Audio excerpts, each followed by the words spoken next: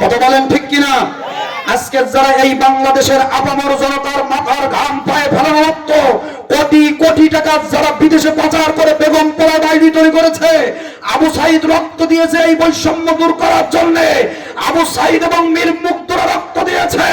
এই জমির কোনো বৈষম্য থাকবে না, কোরআন বিরোধী কোনো আন্দোলন থাকবে না, ইসলাম বিরোধী কোনো দল থাকবে না। আজকের তার জন্য রক্ত দেওয়া হয়েছে।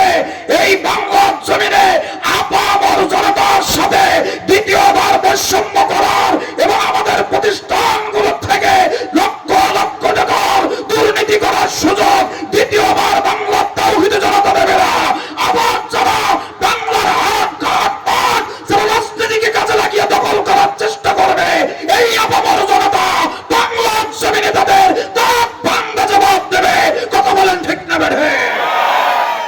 করা সম্ভব নয়। এই সমাজ থেকে যদি অন্যায় দূর করতে হয়, ওই দলের ভিতরে কোরআন থাকার দরকার আছে না নাই? একটু জোরে বলুন, আছে না নাই? আল্লাহ পাক কোরআন নাজিল করে দিলেন হীরা পর্বতে। বন্ধুগণ, অল্প দিনের ভিতরে পরিবর্তন শুরু হয়ে গেল। রাসূলের কলিজার টুকরা প্রিয়তমা স্ত্রী খাদিজাতুল কুবরা রাদিয়াল্লাহু তাআলা আনহা কলেমা পড়ে মুসলমান হয়ে গেলেন। রাসূলের বন্ধু সিদ্দিক আকবর হযরত আবু বকর সিদ্দিক রাদিয়াল্লাহু তাআলা আনহু কলেমা পড়ে মুসলমান হলেন। আলী রাদিয়াল্লাহু তাআলা আনহু মুসলমান হলেন। এক এক করে আস্তে আস্তে সমাজ পরিবর্তন হওয়া শুরু করলো। চিৎকার দিয়ে বলুন সুবহানাল্লাহ। একটি জিনিস বোঝা যায় এখান থেকে, এই কতটুকু দ্বারা, যে এই সমাজ থেকে যদি আপনিও চান যে এই সমাজ থেকে অন্যায় অবিচার জুলুম অত্যাচার দূর হোক, তবে আপনাকে একটি সংগঠনের সাথে থাকতে হবে। কিসের সাথে? একটু চিৎকার দিয়ে বলুন। একটি সংগঠন, একটি দলের সাথে থাকতে হবে। এবার আপনি যেই দলে থাকবেন, যেই সংগঠনে থাকবেন, ওই সংগঠনের ভিতরে যদি আল্লাহর কোরআন না থাকে, পশ্চিম কালে আপনি অন্যায় অবিচার দূর করতে, আরো জোরে বলুন, পারবেন না। কারণ দল হচ্ছে দুই প্রকার। কয় প্রকার? দুই প্রকার। একটি হচ্ছে হিজবুল্লাহ আর একটা হচ্ছে হিজবুল শয়তান। কি বলেন? একটা আল্লাহর দল আর একটা শয়তানের দল। এখন মুসলমান হিসেবে আল্লাহর জমিনে যারা চায় না যে আল্লাহর জমিনে আল্লাহর দ্বীন কায়েম হোক, সে যে দল হোক, যে ব্যক্তি হোক, যে পীর হোক, যে হুজুর হোক, যে মাওলানা হোক, যারা চায় না আল্লাহর জমিনে আল্লাহর দ্বীন কায়েম হোক, এরা সব মুনাফিক হয়ে যাবে। কথা ঠিক না মানে? আল্লাহর জমিনে যার আল্লাহর দ্বীন কায়েমের তীব্র তামান্না আকাঙ্ক্ষা না থাকবে, এরা সব মুনাফিক হয়ে যাবে। কি হয়ে যাবে আমার ভাইরা? এবার আপনি চিন্তা করে দেখুন কোন দলে আপনি যাবেন। আমার কথা কি বোঝা যায়? এবার আপনি চিন্তা করে দেখুন আপনি কোন দলে যাবেন। যেই দলে কোরআন নেই, একজন মুসলমান হিসেবে যদি আপনি ওই দলে যান, আল্লাহর দ্বীন যারা কায়েম করতে চায় না, আল্লাহর জমিনে আল্লাহর দ্বীন প্রতিষ্ঠা হোক, এটা যারা চায় না, ওই দলে আপনি মুসলমান হিসেবে যদি যান, তাহলে আপনার ঈমান থাকবে। আমার ভাইরা এখন বলতে পারেন, হুজুর তাহলে বাংলাদেশ জামাত ইসলাম কি শুধু দ্বীন কায়েম করতে চায়? না, আপনার দরকার নেই। আপনি জামাত ইসলাম ভালো লাগে আপনি করেন না, আপনি বিএনপিতে যান। আপনার ভালো লাগে না আপনি চরমনায় যান। আপনার ভালো লাগে না আপনি জাতীয় পার্টিতে যান। আপনার ভালো লাগে না আপনি আওয়ামী লীগে যান। কিন্তু যেখানে যাবেন ওই জায়গায় দাঁড়িয়ে, ওই দলে দাঁড়িয়ে, ওই সংগঠনে দাঁড়িয়ে, ওই অবস্থাতে ওই দল দিয়ে, ওই সংগঠন দিয়ে, আল্লাহর কোরআন দিয়ে এই জমিনে আল্লাহর দ্বীন বাস্তবায়ন করা লাগবে। কথা কি ক্লিয়ার আমার ভাইরা?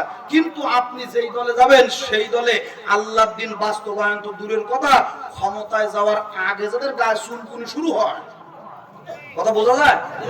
ক্ষমতায় যাওয়ার আগে যাদের চুলকানি শুরু হয়, ওই দলে গিয়ে আল্লাহর দ্বীন প্রতিষ্ঠা তো দূরের কথা, আল্লাহর দ্বীন গোড়ার থেকে কেটে আগায় পানি দেওয়ার সমান। কথা বলেন ঠিক কিনা?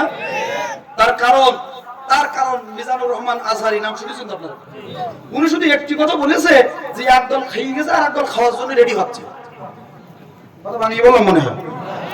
বাংলাদেশে 48টা নিবন্ধিত দল আছে। কয়টা? একটু জোরে বলুন কয়টা? 48টা নিবন্ধিত দল আছে। মিজানুর রহমান আজহারি আমার শাসরে আগে আদ্দিন ফাউন্ডেশনের এই মাহফিলে বলেছিল যে একদল খেয়ে গেছে আর একদল খাওয়ার জন্য রেডি হচ্ছে, প্রস্তুত হচ্ছে। আচ্ছা বলেন, উনি কি কোন দলকে ইন্ডিকেট করে কথাটা বলেছেন? বলেন। বাংলাদেশে 48টা নিবন্ধিত দল আছে, কারোর গায়ে লাগলো না, আপনার চুলকুনি শুরু হলো কেন? তার মানে বোঝা গেল অ্যালার্জির রোগী যারা, বেগুন দেখলে চুলকুনি শুরু হয়। তার অ্যালার্জির রোগ আছে যার, বেগুন দেখলে চুলকানি ওঠে তার। ইলিশ মাছ একটা সুস্বাদু খাবার, বাংলাদেশের জাতীয় মাছ, কিন্তু বেগুন দিয়ে খাবেন টেস্ট লাগবে। আমার ভাইরা ভাজি করে খাবেন টেস্ট লাগবে। সরিষার তেল আর সরিষার কাসুন্দি দিয়ে ভেজে খাবেন আরো মজা। ঠিক কিনা বন্ধুগণ? আমার ভাইরা কোনো অসুবিধা নাই, কিন্তু যার গায়ে অ্যালার্জি আছে ইলিশ মাছ খাওয়া লাগবে না, শুধু ইলিশ মাছ প্লেটে করে দিলেই চুলকুনি শুরু হয়ে যায়। কথা কি বোঝা যায়? তাহলে বোঝা গেল কোন দলের নাম আমরা বলি নাই বা বলে নাই, শুধুমাত্র খাওয়ার কথা বলেছে, এক দলের চুলকুনি শুরু হয়ে গেছে। এই কথা বলে না কেন?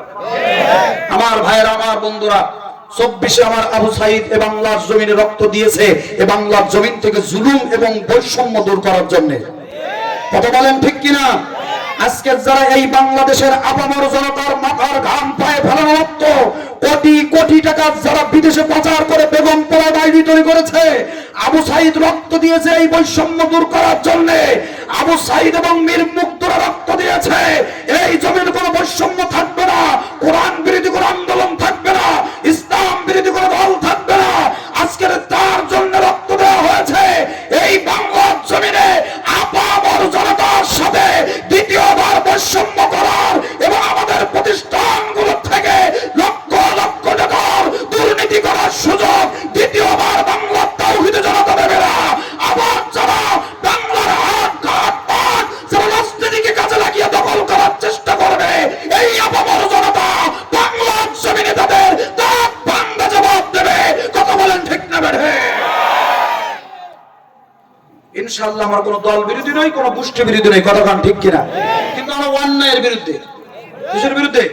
অন্যায়ের বিরুদ্ধে। ভাইরা আমার, 40 বছর বয়সে হীরা পর্বতে আল্লাহ রাসূলের উপরে আল্লাহর কোরআন নাযিল হয়ে গেল। রাসূল দাওয়াত শুরু করে দিলেন। আল্লাহ পাক বলেন, ইয়া রাসূলুল্লাহ, এই মুহূর্তে আপনি এই কোরআনের দাওয়াত প্রকাশ্যে দেবেন না গোপনে দেন? কথা বলা যায়? আল্লাহ পাক, আল্লাহ রাসূল বলেন, রব্বুল আলামিন, আপনার কালামে পাক গোপনে বলবো কেন? কেন গোপনে বলবো? আল্লাহ রাব্বুল আলামিন বলেন, ইয়া রাসূলুল্লাহ, এখন আপনার দলের কর্মী সংখ্যা কম, এখন আপনি যদি প্রকাশ্যে আমার কোরআনের দাওয়াত দেন, আপনি মসজিদের ভিতরে কোরআন শিক্ষা করবেন, আর বিরোধী দলেরা ভোলাহাটের থেকে পুলিশ ডেকে এনে বলবে এখানে গোপন বৈঠক চলতেছে। কথা বোঝেন না মনে হয়? মসজিদের ভিতরে কোরআন ক্লাস চলতেছে, থানার থেকে টোটাল পুলিশ টিম হাজির, মসজিদ ঘেরাও করে ফেলেছে। কি ব্যাপার, এখানে কি হচ্ছে? তো হুজুর, ওই ওসি স্যার বা থানার দারোগা স্যার, আমরা এখানে মুসলমান ভাইদেরকে যারা কোরআন বোঝে না তাদেরকে কোরআন শিক্ষা করছে, তা চলেন কোরআন শিক্ষাটা থানায় করা লাগবে। টোটাল স্টাফ গ্রেফতার, থানায় নিয়ে কি ব্যাপার? পরের দিন সকালবেলা জানা গেল যে আপনার খালে আলমপুর, আপনার উত্তরপাড়া জামে মসজিদে গোপন বৈঠকের থেকে 10 জন গ্রেফতার। কথা বলেন ঠিক কিনা? বাস্তবতাটা আপনারা হয়তো বুঝতে পারতেছেন না, কিন্তু আমরা সাতক্ষীরার মানুষ, আমরা জানি, আমরা বাস্তবতাটা জানি। এরকম হাজারো মানুষ মসজিদ থেকে কোরআন ক্লাস থেকে উঠিয়ে নিয়ে তাদের নামে রাষ্ট্রদ্রোহী মিথ্যা বোমাবাজির মামলা দিয়েছে নিহাত। এই সংখ্যা সাতক্ষীরার জমিনে কম নয়। কতক্ষণ ঠিক কিনা? রমজান মাসে মহিলা জামাতের বৈঠক থেকে 15 জন মহিলাদেরকে ধরে নিয়ে আমার ভাইরা সেখান থেকে শুধু মিষ্টির বক্স পাইছে, মিষ্টি চমচমের বক্স, বুঝেন তো নাকি? বাজার থেকে মিষ্টি কিনলে যে বক্স দেয়, ওই মিষ্টি পাইছে, থানায় যেয়ে লিখছে যে 10টা ককটেল পাওয়া গেছে। কথা বুঝলেননি? সেই মামলার আমি 3 নম্বর আসামি। বন্ধুগণ, আমার ভাইরা, যতই বাতিলরা চেষ্টা করুক, এই জমিনে পশ্চিমকালেও আল্লাহর কোরআনকে দমাতে পারবে না। আল্লাহ রাব্বুল আলামিন বলেন, রাসূলুল্লাহ, এই মুহূর্তে আপনি আমার কোরআনের দাওয়াত গোপনে গোপনে কিছুদিন দেন। কিছুদিন দেওয়ার পরে মুসলমানের সংখ্যা, আল কোরআনের কর্মীর সংখ্যা যখন কিছু বেড়ে গেল, আল্লাহ রাব্বুল আলামিন বললেন, ইয়া রাসূলুল্লাহ, এবার আপনি প্রকাশ্যে কোরআনের দাওয়াত দেন। বন্ধুগণ, আমার ভাইয়েরা, আমার নবীজি তার গোষ্ঠীর থেকে, তার দলের থেকে, পরিবার থেকে দাওয়াত দিলেন। আল্লাহ রাব্বুল আলামিন সূরা শুআরা আল্লাহ পাক আয়াতে কারিমা নাজিল করে দিলেন, ওয়া আনজির আশীরাতাকাল আকরাবিন। আমার আল্লাহ রাব্বুল আলামিন বলেন, ও নবীজি, কোরআনের দাওয়াত আপনি এবার প্রকাশ্যে দেন। মানুষের কাছে, পরিবারের কাছে, নিকটাত্মীয়, দূরাত্মীয়র কাছে, যে যেখানে আছে সবার কাছে আপনি প্রকাশ্যে আমার কোরআনের দাওয়াত দেন। আল্লাহ নবীজি গোষ্ঠী থেকে, পরিবার থেকে, সমাজ থেকে, মক্কা মদিনা থেকে, দূরবর্তী থেকে সবাইকে দাওয়াত দিয়ে সাফা পর্বতের নিচে একত্রিত করলেন। আল্লাহ নবীজি পর্বতের উপরে দাঁড়িয়ে তামাম মানুষদেরকে, জনগণদেরকে ডাক দিয়ে বললেন, ও আমার গোষ্ঠীর লোকেরা, পরিবারের লোকেরা, সমাজের লোকেরা, আমি যদি বলি এই পাহাড়ের অপর প্রান্তে একদল অপেক্ষা করতেছে তোমাদেরকে আক্রমণ করবে বলে, তোমরা কি বিশ্বাস করবে? তামাম লোকজন গুলা বলল, ও মুহাম্মদ তুমি হলে আল আমিন, এতদিন পর্যন্ত আমরা তোমাকে বিশ্বাসী বলে জানি, তুমি যেটাই বলবে ওইটাই ঠিক। মুহাম্মদ সাল্লাল্লাহু আলাইহি ওয়াসাল্লাম বললেন, গোষ্ঠীর লোকেরা তবে এই মুহূর্তে পড়ে নাও লা ইলাহা ইল্লাল্লাহু তুফলিহুন।